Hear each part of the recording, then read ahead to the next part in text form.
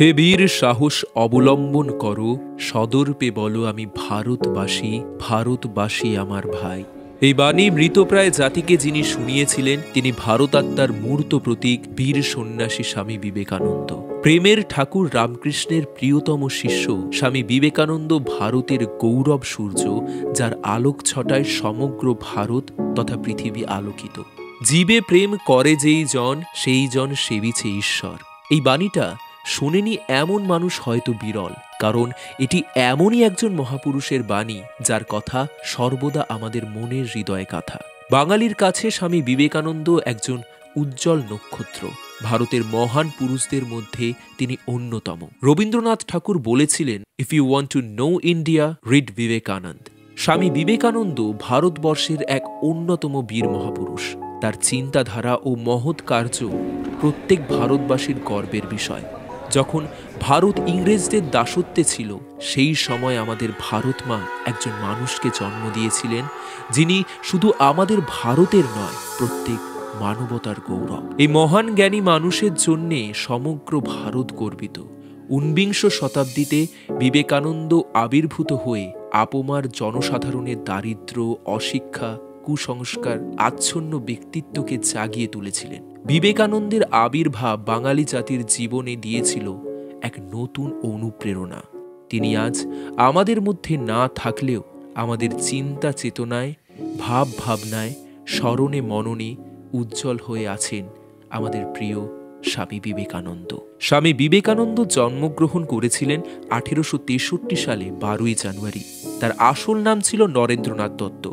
ছোটবেলায় সবাই তাকে বিলে বলে ডাকত। শৈশব থেকে তিনি খুব চঞ্চল এবং মেধাবী প্রকৃতির বালক ছিলেন। উত্তর কলকাতায় একটি কায়স্থ পরিবারে জন্মগ্রহণ করেছিলেন তিনি। পিতার নাম ছিল বিশ্বনাথ দত্ত এবং মা ছিলেন ভুবনেশ্বরী দেবী। বিশ্বনাথ দত্ত কলকাতার আদালতে একজন উকিল ছিলেন। 1819 সালে ম্যাট্রিক পাস করেছিলেন স্বামী বিবেকানন্দ। ম্যাট্রিক পাস করে তিনি প্রেসিডেন্সি কলেজ এবং তারপর স্কটিশ চার্চ কলেজে ভর্তি হন দর্শন নিয়ে পড়াশুনো করার জন্যে। প্রেসিডেন্সি কলেজে পড়ার সময় তিনি প্রবেশিক পরীক্ষায় প্রথম বিভাগে উত্তীর্ণ হয়। গীতা, বেদ, উপনিষদে তার প্রচুর আগ্রহ ছিল।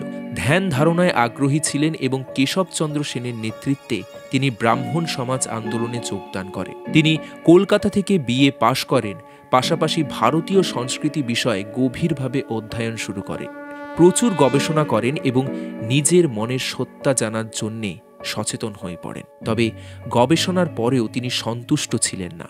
মানুষের মধ্যে ঈশ্বর রয়েছে এই বিশ্বাস তিনি নিজের মনে গেঁথে নেন। সারা ভারত ভ্রমণ করেন স্বদেশ প্রেমে মুগ্ধ হয়ে। নিজের জাতি, নিজের দেশকে সকলের কাছে তুলে ধরতে চেয়েছেন। ভারতের বিভিন্ন জাতি, বিভিন্ন ধর্ম, বিভিন্ন ভাষা এবং বিভিন্ন মানুষের সঙ্গে মিশে তিনি নিজের এক নতুন রূপ গঠন করেন এবং নিজেকে তৈরি করেন মানুষের সেবার উদ্দেশ্যে। 1893 খ্রিস্টাব্দে স্বামী বিবেকানন্দ ভারতের প্রতিনিধি হিসেবে আমেরিকার শিকাগো শহরে বিশ্ব মহাধর্ম সম্মেলনে যোগ দিয়েছিলেন। সেই ধর্মসভায় তিনি জগৎবাসীর কাছে হিন্দু ধর্মের কথা বিস্তারিত আলোচনা করেন। তিনি সেই সম্মেলনে বলেন, মুহূর্তের মধ্যে একতাই হল প্রকৃতির নিয়ম। হিন্দু এ সত্য উপলব্ধি করেছে।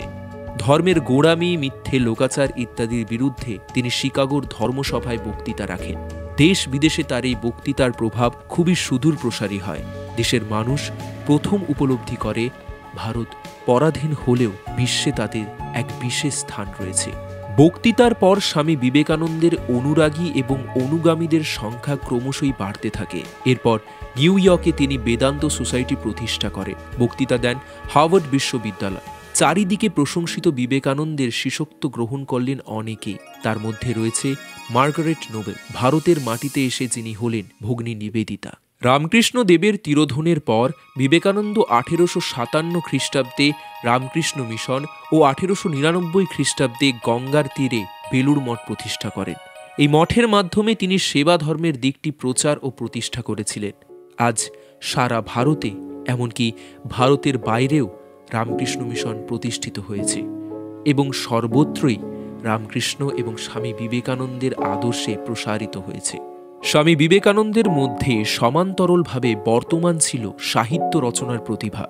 তিনি বহু গ্রন্থ রচনা করে গিয়েছেন, যেসব তার সাহিত্যবোধের পরিচয়। বর্তমান ভারত, ভাববার কথা, প্রাচ্য ও পাশ্চাত্য প্রভৃতি তার বিখ্যাত গ্রন্থ। 1985 সালে যখন জাতিসংঘ আন্তর্জাতিক যুব বছর হিসেবে উদযাপন করার সিদ্ধান্ত নেয়, তখন সেই বছর থেকে ভারত সরকার স্বামীজি জন্মবার্ষিকী হিসেবে স্বামী জাতীয় দিবস উদযাপন ঘোষণা করে।